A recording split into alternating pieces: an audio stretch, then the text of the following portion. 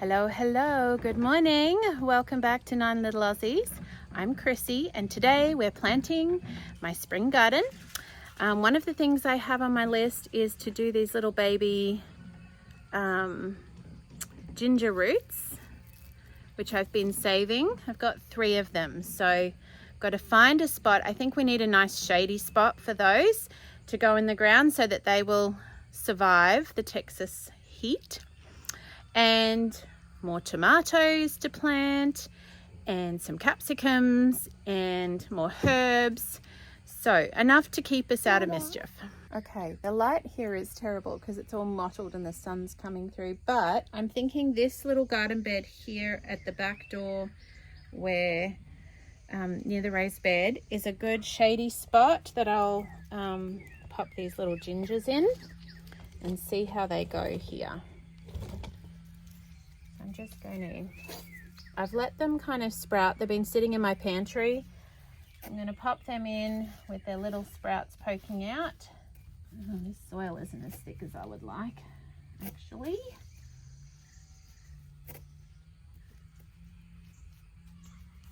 And I'll see how they do. Okay, next job is these tomatoes that are quickly growing out of their little cups. I'm going to plant them along the back fence so they can use the fence to climb up and give them some support.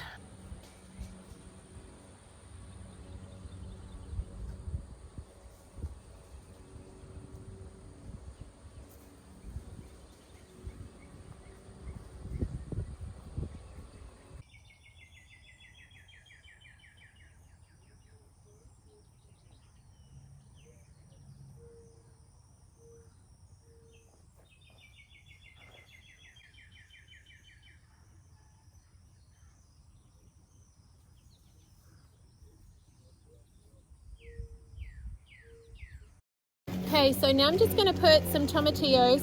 We've put the tomatoes all along this fence line, and right here in this little section I've only got about 5 that sort of made it.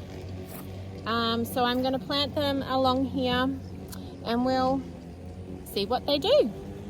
Okie dokes, it's warming up. It's a beautiful day. Next on my list is these. Let me see if I can pull one out for you to see.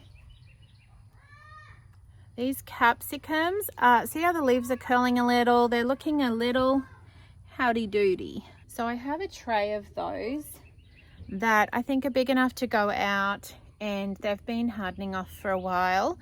So I think they'll be okay. I'm going to pop them in, and I might add some basil in and around the tomatoes. So at this point I'm really just trying to get out the ones that are looking a bit desperate and a bit sad. I'm just trying to get them in the ground before they get any worse.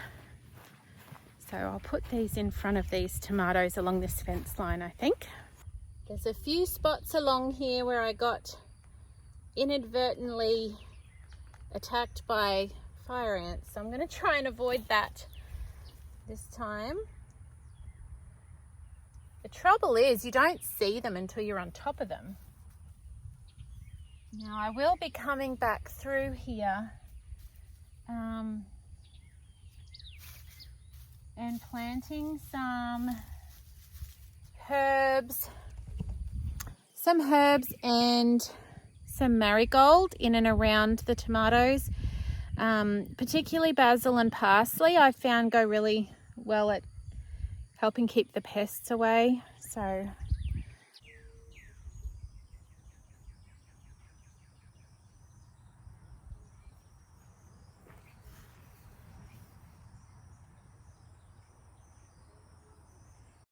we'll get those guys in.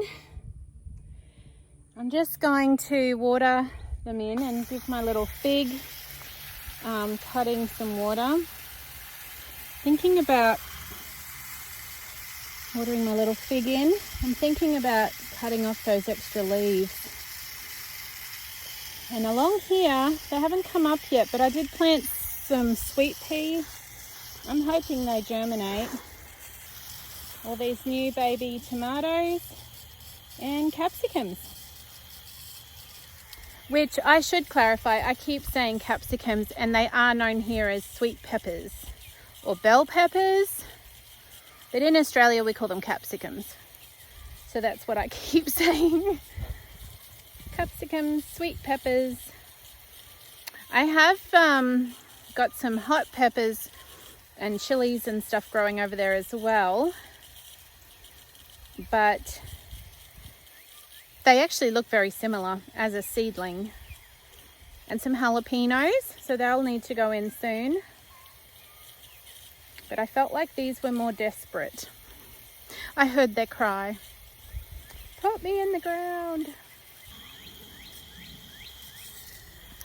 I don't know if anyone else has this weird tendency, but my mother raised me with a love for literature, and she was constantly quoting Pooh Bear my entire childhood.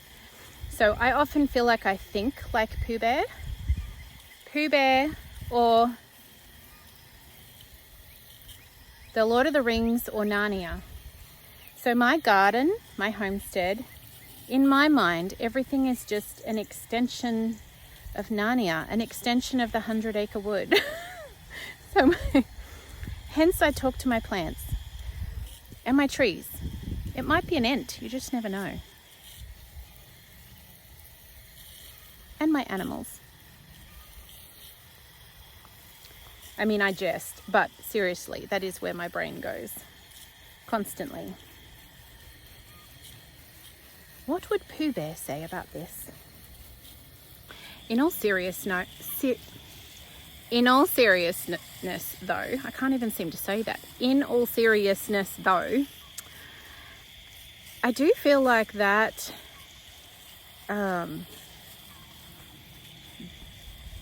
literature-filled childhood really captured my imagination and drew me towards nature.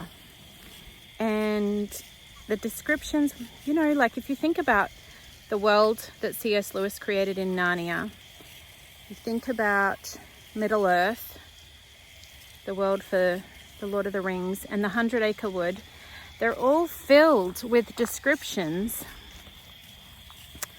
of a beautiful earth, of creation in its glory, and it just so captured my imagination. And then you add to that, I mean, I did grow up in the bush on a, most of my childhood on a 3,000 acre, or 2,500 maybe. I'll have to check with Mum. 2,500 acres, I think we had cattle property. And I had a lot of freedom to explore the gullies and the hills and the creek beds and just wander free in the bush, which is really, I had an idyllic childhood. I really did. I'm very, very blessed. I don't think I realized exactly how blessed until later in life, but it was a beautiful way to grow up. But it really, I think the combination of those two things, me walking the valley floor, exploring the mint that grew naturally on the creek bed edges, and climbing trees and building cubby houses with my brothers, and all of the rich literature that Mum exposed me to, and then I've rediscovered as an adult, teaching my children, homeschooling. It's just deepened my love for the garden and for the earth and living this more agrarian life. It really has. It's a beautiful way to live. It's a humane way to live. The most humane way I know. So I don't know, what inspires you to live this way? If you do indeed live this way. Gardening, growing food.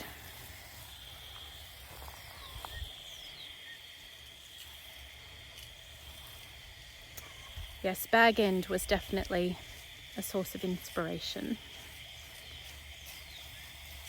Okay, I am back inside in the mud room in my little seed starting area, which desperately needs a clean up.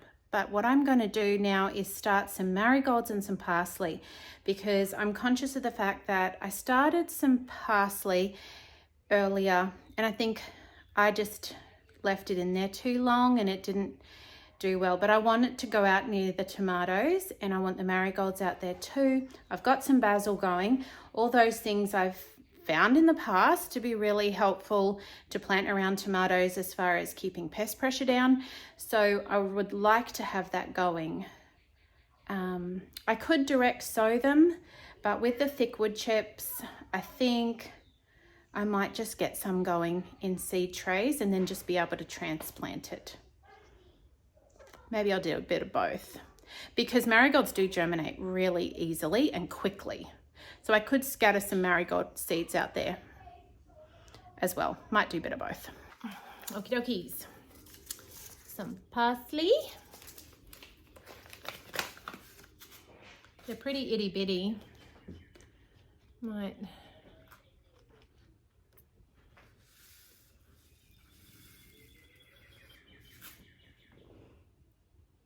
few in each one.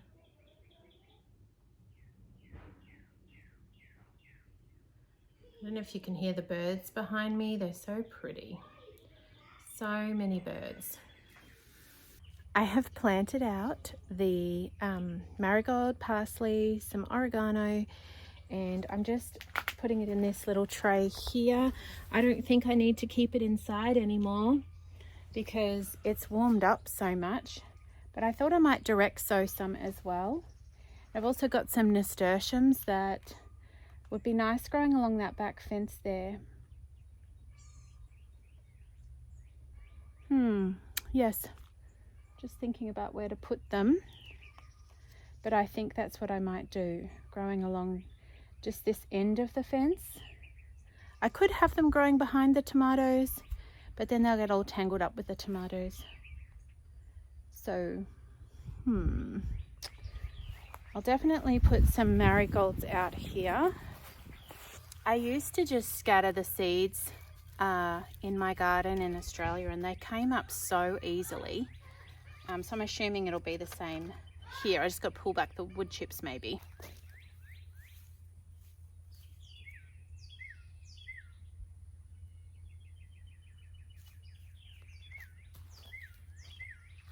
Another one that came up really easily back home was nasturtiums, and I'm just going to put a little line of it down along on the fence line. They're lovely growing up the fence, and love to add them to salads. They're a bit peppery, but I like that.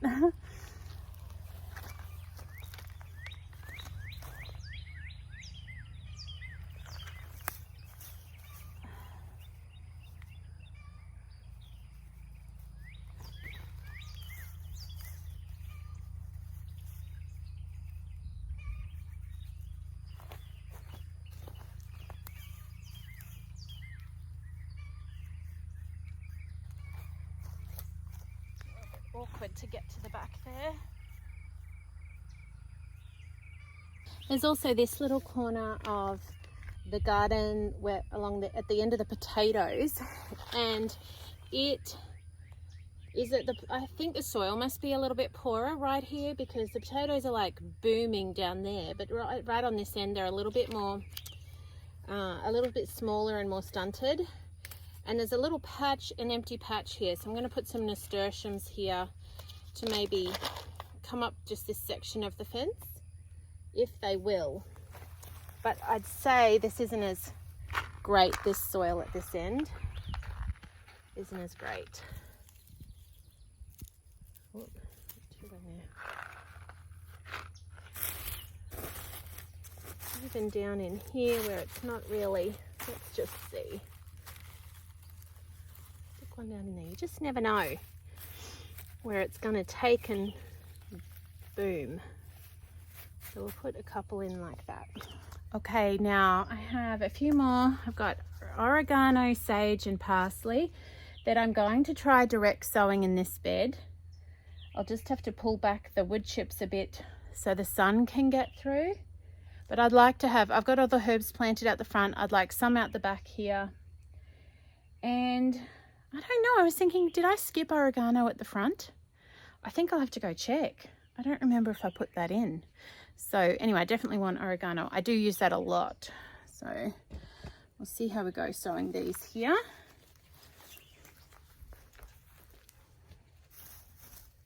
Tell you, I'm being hammered by fire ants today as I plant seeds and seedlings and stuff. If anyone has any tips on how to keep them out of your garden without, I really don't want to use any nasty chemicals. But if anyone knows of a way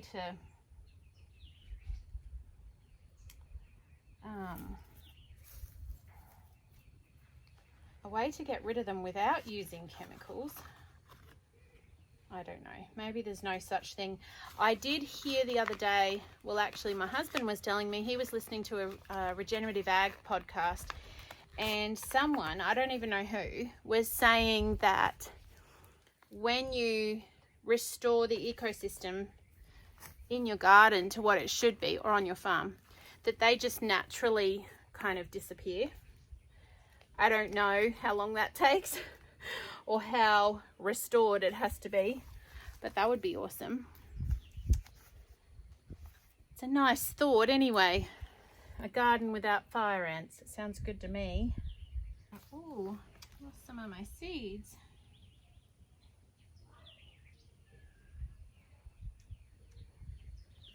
Oregano in there.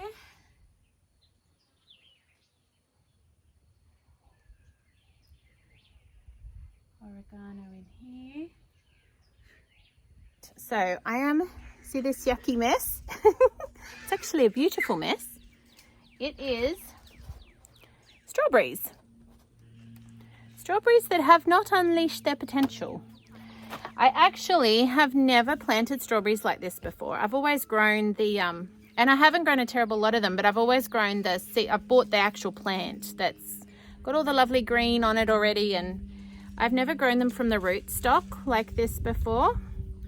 So I had to kind of figure out what I was even doing, but it appears there is a crown and then there are roots, and it says to put the crown at ground level and the roots kind of 2 inches below. So I've been doing that in this bed. This end here is all quite full, you know, it's a good full sun area. Gets at least six or more hours a day. So, and of course I found another right in the middle fire ant nest, but I think I got my hands out of there before they got me this time. So I'm going to plant the rest of this rootstock just here on this side, and then I think I will put some in this raised bed because there's a bit more than what will fit in this little bed. Okay, here they are. A few left, 4 left.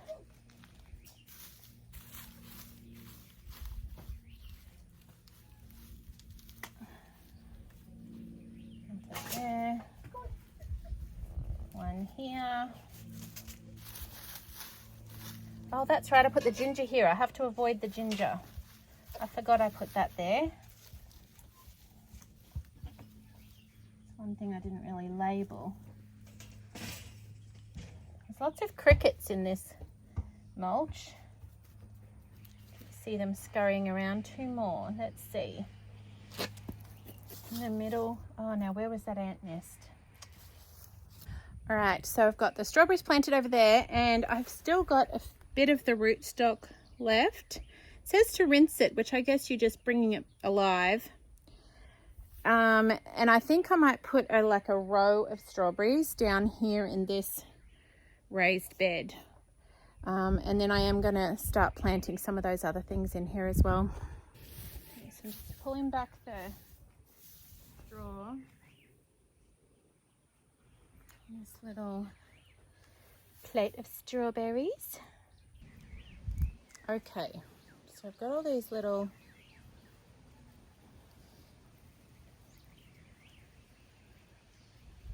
it's just a matter of figuring out which way the crown and the roots go. So the only tricky bit. I'm going to dig a little trench along here.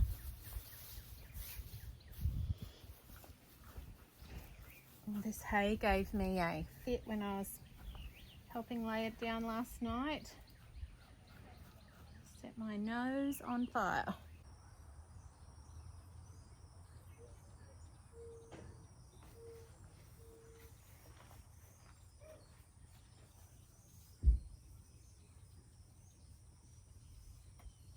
We have strawberries down this side, and I'm now going to pop in down the middle some eggplants. We've got some peppers to go in, we've got leeks to go in, rocket, dill. I'm just looking over here as I'm talking, looking at which ones need to go in straight away. But I think that is what we will do. And maybe scatter some herbs in the available time.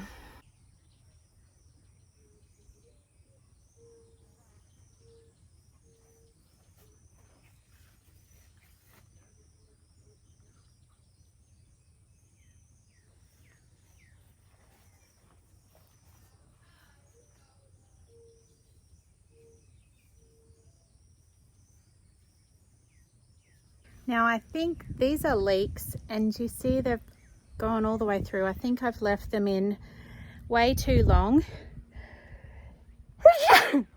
Oh, so excuse me. The hay does that to me all the time.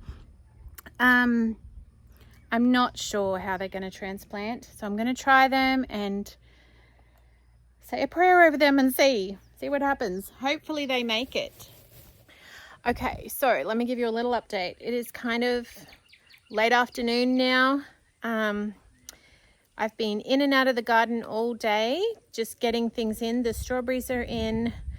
I've put some jalapenos down here, some bunching onions down here, and then, you know, just the interruptions of motherhood. 5-year-olds who can't deal with life because they're starving. So one has to fix that. So one did. So now we've got more jalapenos, eggplant in the middle, leeks down the other side. It's actually, like, I'm telling you this, but you can't actually really see it because of the, let me see. So you can see that's actually a capsicum.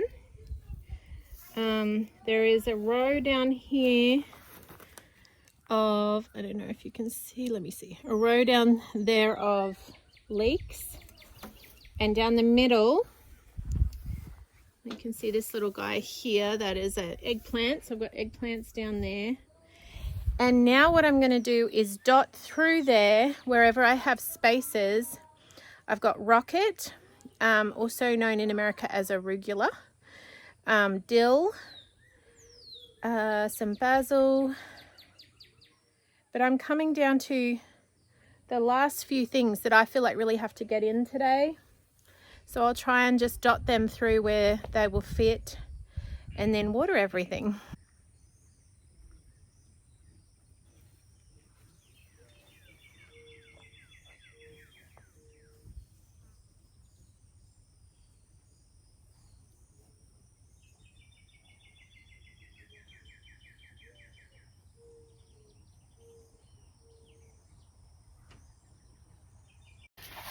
It is the end of quite a long day here in the garden. Just watering in everything that's been planted along here, plus some seeds that I put down there earlier.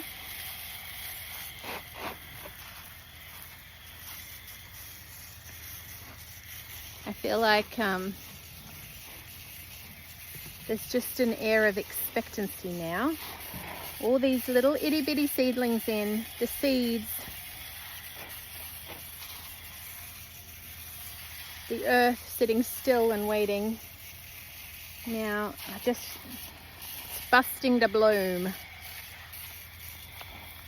Hopefully, given the right ingredients, bit of water, sunshine,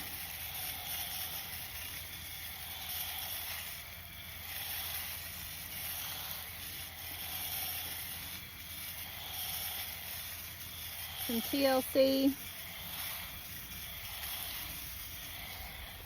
I'm tired. It's been a big day, but it's a good kind of tired. It's a kind of satisfied kind of, whew, it's a big day, but I'm glad to have all those seedlings in.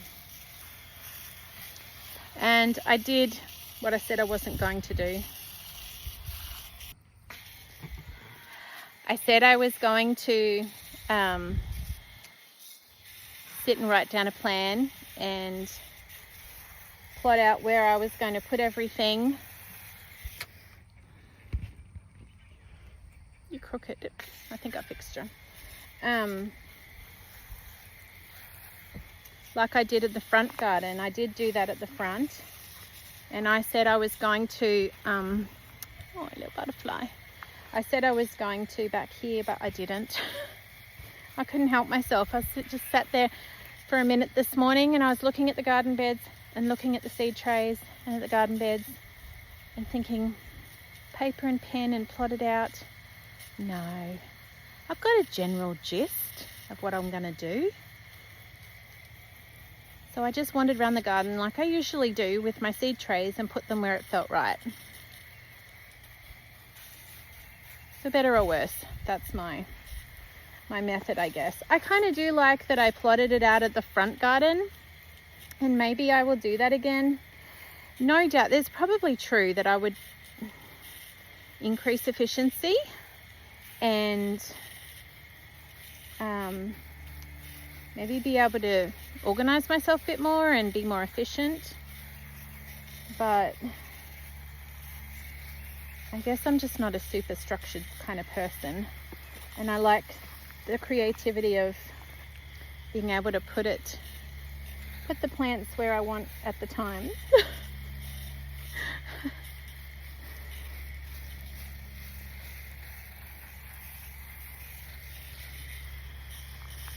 It's been a warm old day. The kids have gone for a swim a couple of times today down at the neighbour's pool.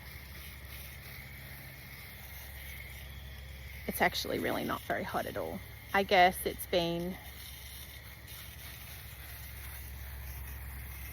it may have reached 30 degrees Celsius. I don't know, what's that, 90 Fahrenheit maybe?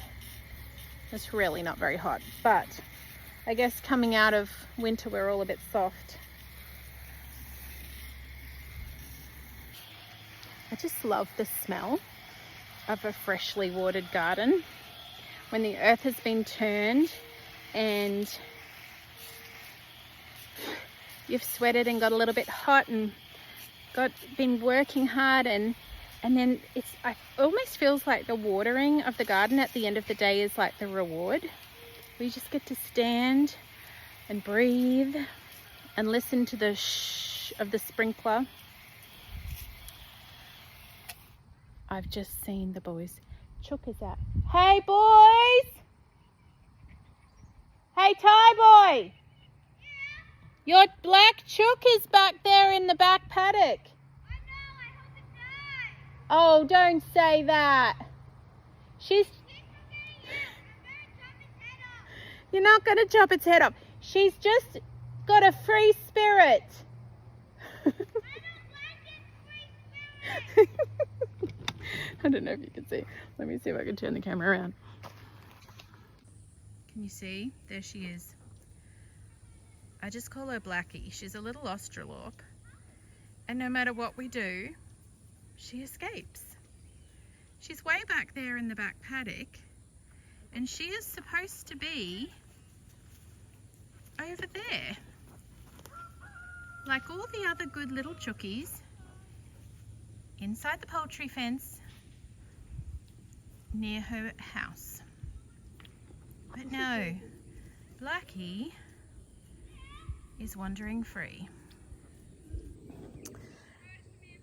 The boys get rather frustrated with her because she keeps escaping. And these two, what are you doing in here? You eating Vegemite toast? Yeah, it's really good. It's really good. I'm glad we got some from Australia. You two don't need Vegemite toast.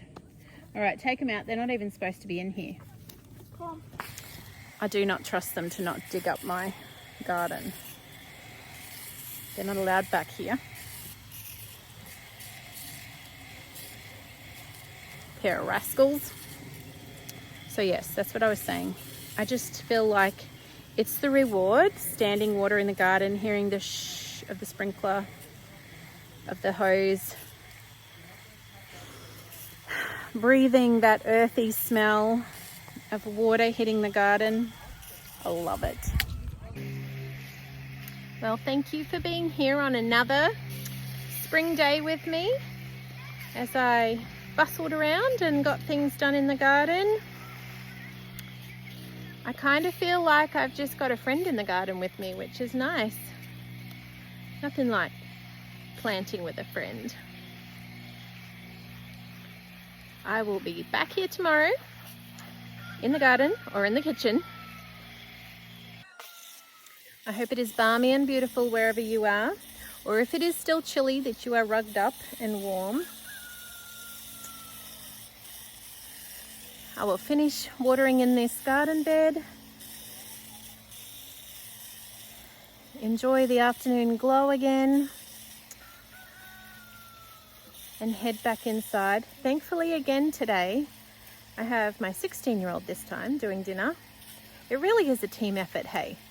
It makes such a big difference when you have, he might not be out here in the garden with me, but he is cooking dinner, so I can be, which is a blessing. So sunshine and raindrops to you, my friend, and I'll see you tomorrow.